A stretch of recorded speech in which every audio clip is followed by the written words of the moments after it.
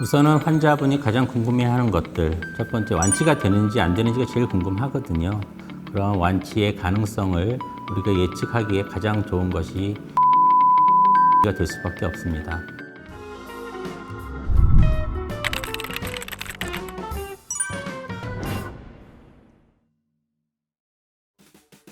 안녕하십니까. 저는 아주대병원 종양혈액내과 강석윤이라고 합니다. 반갑습니다. 네, 오늘은 위암에 대해서 주로 말씀을 드릴 것 같은데, 환자분들이 진료실에서 가장 궁금한 것이 자기가 위암에 진단이 되었을 때 어떤 병기에 해당되고, 또 그 병기에 해당되었을 때 어떤 치료 방법이 적용될 수 있는지, 더 나아가서는 어떤 예후가 있는지 항상 궁금해하는 점이거든요.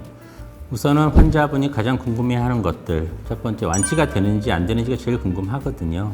그래서 그러한 완치의 가능성을 우리가 예측하기에 가장 좋은 것이 아직까지는 병기가 될 수밖에 없습니다. 그래서 영기, 1기일 때는 수술 단독만으로도 완치가 가능한 그런 병기가 되겠고요. 병변의 크기나 위치에 따라서 내시경적으로 절제를 가능할 수 있습니다.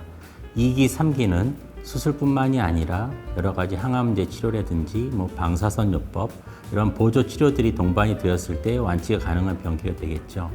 그리고 4기일 때는 어떠한 치료를 해도 완치는 어렵지만 생존 기간을 우리가 향상을 시키든지 아니면 여러 가지 삶의 질의 향상을 위해서 노력할 수 있는 것이기 때문에 이러한 병기 설정은 치료를 결정하는 데 있어서 가장 중요한 것이 되겠습니다.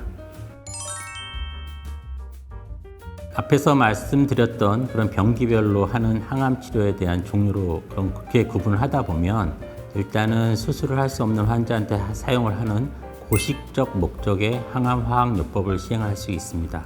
그리고 두 번째는 수술 후에 재발하는 것들을 어떻게든 줄여보려고 하는 그런 목적이 하는 치료, 이걸 우리는 보조 항암 화학요법이라고 명칭을 합니다. 그리고 3기의 위암일 경우에 수술 전에 수술 범위를 줄이거나 수술 용이하게 하기 위해서 하는 그런 요법을 선행 항암 화학요법이라고 명명을 합니다.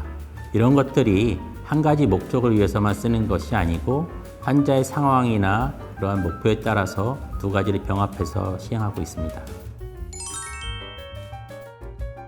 일단 수술이 가능하다고 한다는 점은 완치를 목표로 하는 치료를 결정을 하게 되겠죠. 그래서 2기 위암일 경우에는 수술 후에 보조 항암 화학요법을 선택해서 사용하게 됩니다. 현재까지 표준 치료로 알려진 것은 두 가지 방법을 이용할 수가 있는데요. 일본에서 시행한 연구에 따르면 S1이라고 하는 경구용 항암제가 있습니다. 이 항암제를 4주 복용, 2주 휴약 하는 스케줄로 1년간 치료를 하게 되는데, 그러면 총 8개월 정도 경구약을 복용하는 그런 방법을 이용할 수가 있겠고요.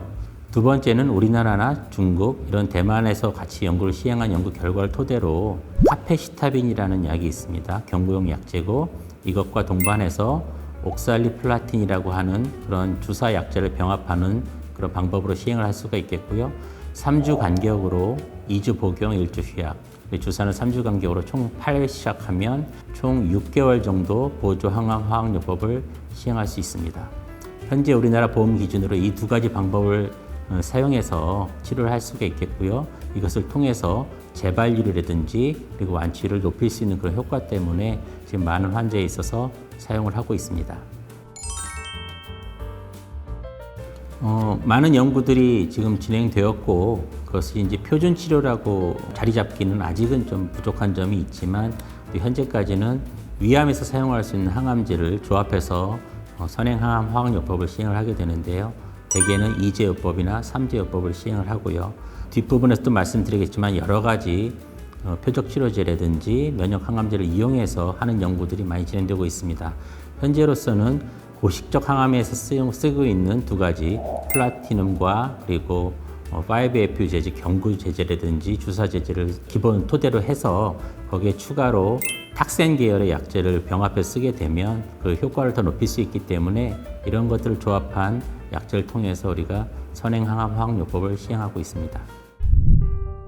암으로 처음 진단되었을 때 환자가 당했던 고통이나 두려움, 이런 것들을 사실 말로 표현하기 좀 어려울 것 같습니다. 근데 어떠한 상황이라도 완치될 할 수 있는 확률이 상당히 높기 때문에 초기에 발견된 거라면 자신감 있게 주치의 선생님과 잘 상의해서 좋은 치료 방법을 선택할 수 있는 그런 길이 있다는 걸 꼭 기억해 두시고, 그리고 4기라고 하더라도 포기할 필요 없고요. 4기라고 해도 5년 생존율이 5% 정도까지는 되기 때문에 최대한 상담을 통해서 노력을 한다면 좋은 결과를 얻을 수 있기 때문에 끝까지 포기를 하지 않고 치료하는 게 더 중요할 것 같습니다.